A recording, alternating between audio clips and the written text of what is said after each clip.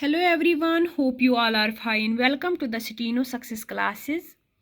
तो आज हम पिटमैन शॉर्ट हैंड का 6th यूनिट पढ़ने जा रहे हैं जिसका नाम है फिजियोग्राफी। अब तक हमने 5 यूनिट्स कंप्लीट किए जिनमें हमने कॉन्सोनेंट्स, वॉवेल्स और वर्ड्स को शॉर्ट हैंड में कैसे लिखते हैं वो सीखा।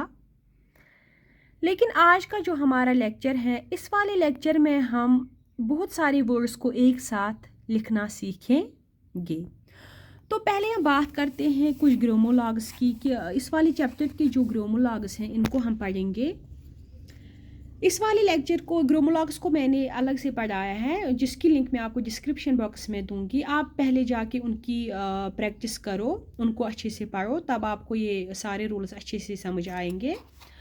तो पहला जो हमारा है वो है थैंक और थैंकड एंड थिंक। इनको हम रिप्रेजेंट करते हैं इट से। थैंक को हम लिखते हैं अबो द लाइन, थिंक को लिखते हैं ऑन द लाइन। फिर है दो, देम, इनको हम रिप्रेजेंट करते हैं थी से। दो को लिखते हैं अबो द लाइन, देम को लिखते हैं ऑन द लाइन। फिर है वॉज, हुज, जर से हम इनको रिप्रेजेंट करते हैं। वॉज को हम लिखते हैं ऑन द लाइन, हुज को हम लिखते हैं through the line. Shall, wish, इनको हम रिप्रेजेंट करते हैं इश से। शेल को लिखते हैं ऑन द लाइन, विश को लिखते हैं थ्रू द लाइन। फिर है विथ, वैन, विथ को हम लिखते हैं अबो द लाइन, वैन को हम लिखते हैं on the line. What, would, इनको हम रिप्रेजेंट करते हैं राइट सेमी सर्कल से। व्हाट को हम लिखते हैं अबो द लाइन, वुड को हम लिखते हैं on the line. O, O and ही, इनको हम रिप्रेजेंट करते हैं स्ट्रेट डैश से। ओ को हम लिखते हैं अबो द लाइन, ही को हम लिखते हैं on the line. With and when को हम रिप्रेजेंट करते हैं लेफ्ट सेमी सर्कल से। बात करते हैं आज के लेक्चर की फिजियोग्राफी की कि फिजियोग्राफी क्या होता है। Physiography in shorthand is writing 2 or more words together without lifting the pen. जब भी हम शॉर्ट हैंड में 2 या 2 से ज़्यादा वर्ड्स को एक साथ लिखते हैं बिना पेन को उठाए ही, उसको हम बोलते हैं फिजियोग्राफी। और वहाँ पे जो आउटलाइन बन जाती है उसको हम फिजियोग्राम बोलते हैं। फिजियोग्राफी यूज़ करने का मेन रीज़न क्या है? फर्स्टली जो हमारी लिखने की स्पीड होती है वो इंक्रीज़ हो जाती है, हम कम टाइम में ज़्यादा लिख पाते हैं। और सेकेंडली वॉवेल्स को हम अवॉइड करते हैं। अब तक हम वॉवेल्स पे ज़्यादा ध्यान देते थे, वॉवेल्स को अपनी जगह पर प्लेस करते थे, लेकिन फिजियोग्राफी में हम वॉवेल्स को अवॉइड करते हैं, हम वॉवेल्स को नहीं लिखते हैं और हम वर्ड्स को बिना वॉवेल्स के पहचान सकते हैं, जिसकी वजह से हमारा जो टाइम होता है वो सेव हो जाता है और हम कम समय में ज़्यादा लिख पाते हैं। अब हम बात करते हैं कुछ रूल्स की कि फिजियोग्राफी को हम कैसे लिखते हैं। The first word form of a phasiogram must occupy its own position and the rest will follow it. जो पहला वर्ड होता है फिजियोग्राफी में, क्योंकि हमने पहले ही पढ़ा कि फिजियोग्राफी में हम क्या करते हैं, हम 2 या 2 से ज़्यादा वर्ड्स को एक साथ लिखते हैं। तो हमें क्या करना है, जो पहला वर्ड होगा उसको हमें अपनी पोजीशन पे लिखना होगा, क्योंकि उसकी पोजीशन को हमें मेंटेन करना होगा। और बाकी जो वर्ड्स होंगे हमें फिर उनको उसके अकॉर्डिंग लिखना होगा। उनको हमें फिर अपनी पोजीशन पे नहीं लिखना है, बल्कि हमें खाली पहले वाले को अपनी पोजीशन पे लिखना है, बाकी को उसके अकॉर्डिंग लिखना है। फॉर एग्जाम्पल यहाँ पे है हमें आई थैंक यू। अभी हमने पढ़ा थैंक क्या है, ग्रामोलॉग। देखो आई को हम लिखेंगे अपनी, जो हमने पढ़ा था ये दिप्थांक है, इसको हम फर्स्ट प्लेस पे लिखते हैं। फिर है थैंक, फिर है यू, ठीक है। उसके बाद है हाउ को भी हमने दिप्थांक पढ़ा था, जो थर्ड प्लेस था। हाउ कैन दे, देखो हमने पढ़ा था कैन को हम यहाँ पे लिखते थे, फिर कम को ऑन द लाइन, ये हमने ग्रामोलॉग्स पढ़ी थी। लेकिन यहाँ पे हमें खाली फर्स्ट पहले की जो है वो क्या करनी होगी, अपनी उसकी पोजीशन हमें अच्छे से लिखनी होगी, फिर अकॉर्डिंग टू दैट हमें बाकी सारे वर्ड्स लिखने होंगे। फिर है हमारा इट वुड बी, इट को हम लिखते थे ऑन द लाइन, जो था हमारा ग्रामोलॉग। फिर है वुड, फिर है बी, ठीक है। फिर है आई हैव, आई को हम यहाँ पे आई को हमने लिखा अपनी प्लेस पे, फर्स्ट प्लेस पे, फिर हमने लिखा हैव।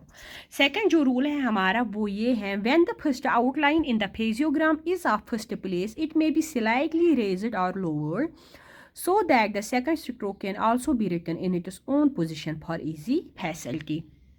जब भी हम फिजियोग्राफी मतलब फिजियोग्राफी में वर्ड्स को लिखेंगे, जो पहला वर्ड जो हमारा होता है उसको हमें अपनी पोजीशन पे उसको हमें क्या करना होगा, जो पहला जो फर्स्ट प्लेस वर्ड होता है उसको हमें क्या करना है, उसको हमें थोड़ा रेज या तो थोड़ा ऊपर लिखना होगा या तो थोड़ा लोअर मतलब थोड़ा नीचे लिखना होगा, ताकि जो हमारा सेकंड स्ट्रोक है वो भी अपनी पोजीशन मेंटेन करे।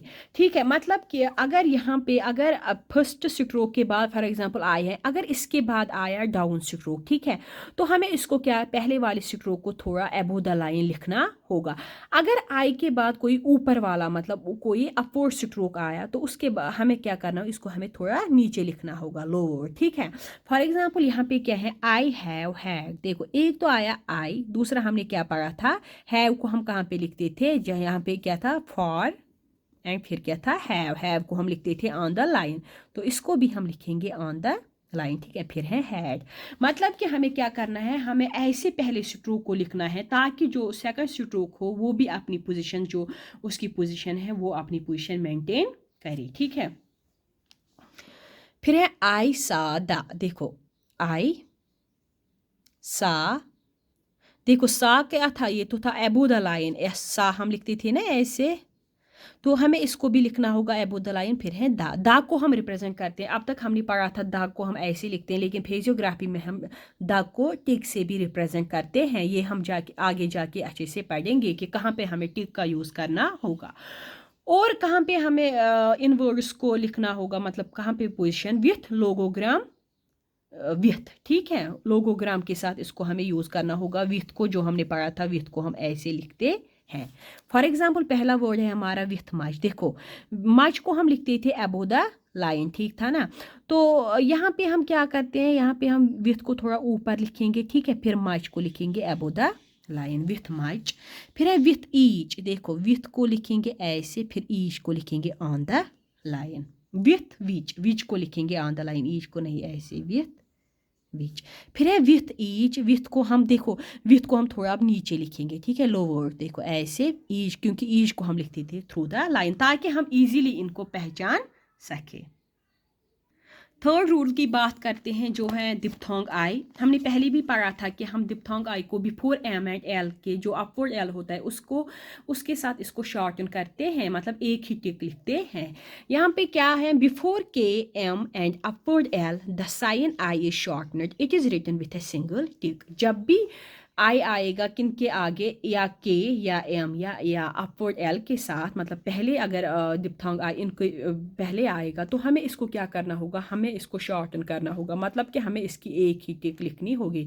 ये है दो टिक इसकी, हमें इसकी ये वाली एक ही टिक लिखनी होगी। फॉर एग्जाम्पल आई कैन, आई किसके पहले आया, के, तो हमें क्या करना है, एक ही टिक को ऐसे लिखना है, फिर लिखना है कैन, कैन को हम लिखते थे अबव द लाइन। फिर आई एम, एक ही टिक एम के बिफोर आया तो हम लिखेंगे ऐसे, ये क्या हुआ आई एम। फिर I will, I and will.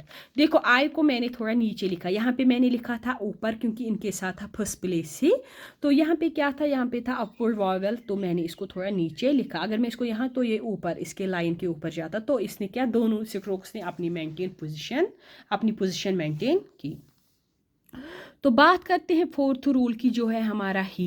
अब तक हमने पढ़ा था कि जब भी ही अकेले एच होगा तो हम उस टाइम डाउनवर्ड एच लिखते हैं, देखो ऐसे। ठीक है, तो हम क्या करते हैं, he is represented by strokes initially. जब भी इनिशियल में ही आएगा तो उस टाइम हमें क्या करना होगा, हमें उसका फुल स्ट्रोक लिखना होगा। But in the middle, but जब भी मिडल में एच आएगा, ही आएगा, तो हमें उसको क्या करना होगा, हमें उसको रिप्रेजेंट करना होगा लोगोग्राम से, जिसको हम डैश से रिप्रेजेंट करते हैं और लिखते हैं ऑन द लाइन, देखो ऐसे। ठीक है, छोटा डैश ऐसे। फॉर एग्जाम्पल ही में पहले आया ही, तो हमें इसको फुल लिखना होगा, देखो ऐसे ही में। ठीक है, ये है में। फिर इफ ही में मिडल में आया तो हमें क्या करना होगा, हमें इसको लोगोग्राम की से रिप्रेजेंट करना, ही में। ठीक है, ये क्या हुआ, इफ ही में। यहाँ पे भी आया पहले ही, यहाँ पे हम लिखेंगे ही शुड नो। हमने लिखा ऐसे क्योंकि पहले इनिशियल में आया तो हमें फुल लिखना होगा, ही शुड नो। ठीक है, ऐसे हम वॉवल को डाल भी सकते हैं या नहीं भी डाल सकते। देखो इफ, फिर के मिडल में आया तो हमें लोगोग्राम लिखना होगा ही का ऐसे, इफ ही शुड नो। तो अगर पहले ही आया तो हमें उसको फुल लिखना होगा, अगर बीच में आया तो हमें उसको लोगोग्राम से रिप्रेजेंट करना होगा। बात करते हैं फिफ्थ रूल की, much. In phrases much is written in full for easier joining and also to distinguish it from beach and as. अब तक हमने पढ़ा था कि हम मच को ऐसे लिखते थे, अबो द लाइन, चे से रिप्रेजेंट करते थे ऐसे। लेकिन फ्रेजियोग्राफी में हम क्या करते हैं, हम फ्रेजेस में इसको फुल से, मतलब फुल स्ट्रोक लिखते हैं। एक तो एम ऐसे, एक तो एम, दूसरा चे, एम यू, मतलब देखो ऐसे मच, ठीक है। क्योंकि ताकि हम इसको डिस्टिंग्विश कर पाए दूसरे स्ट्रोक से, एक तो विच से, दूसरा ई से। फॉर एग्जाम्पल यहाँ पे आया सो मच, देखो ये है ना फ्रेज, दो वर्ड्स आए ना एक साथ, सो मच हम ऐसे लिखेंगे, ठीक है। हाउ मच ऐसे, हाउ मच। अगर हम इसको ऐसे लिखते हैं हमें समझ ही नहीं आता ये मच है ये ईच है, क्योंकि ईच को हम ऐसे लिखते हैं, ईच को हम पहले स्ट्रोक ये डालते हैं तो ये हुआ थ्रू द लाइन लिखते हैं। लेकिन मच विच को हम ऑन द लाइन लिखते हैं तो हमें समझ नहीं आता ये मच है या ईच, इसीलिए हम मच को फुल लिखते हैं। फिर है टू मच, टू को हम ऐसे लिखते हैं, फिर है मच, ठीक है। तो मच को हम फ्रेजेस में फुल लिखते हैं। फिर है wear. Wear in phrases wear is represented either by downward और बाय ऐसे, या तो वे मतलब ऐसे लिखते हैं डाउनवर्ड, या एक तो वे और दूसरा upward R, which ever joiners easily, ठीक है। वायर को हम रिप्रेजेंट करते हैं ऐसे। फॉर एग्जाम्पल यू वियर, देखो यू वियर, यहाँ पे हमने डाउनवर्ड, जो भी ईजिली ज्वाइन होगा हमें उसी वाले को लिखना होगा। देखो if you were, if you wear, देखो ऐसे। दे वियर, दे, यहाँ पे हम ये वाला लिखेंगे क्योंकि यहाँ पे हम इजीली ये वाला लिखते हैं। ज़्यादातर हम दे के साथ अपवर्ड वाला लिखते हैं और डाउनवर्ड के साथ ये वाला। If they wear, if they wear, ठीक है।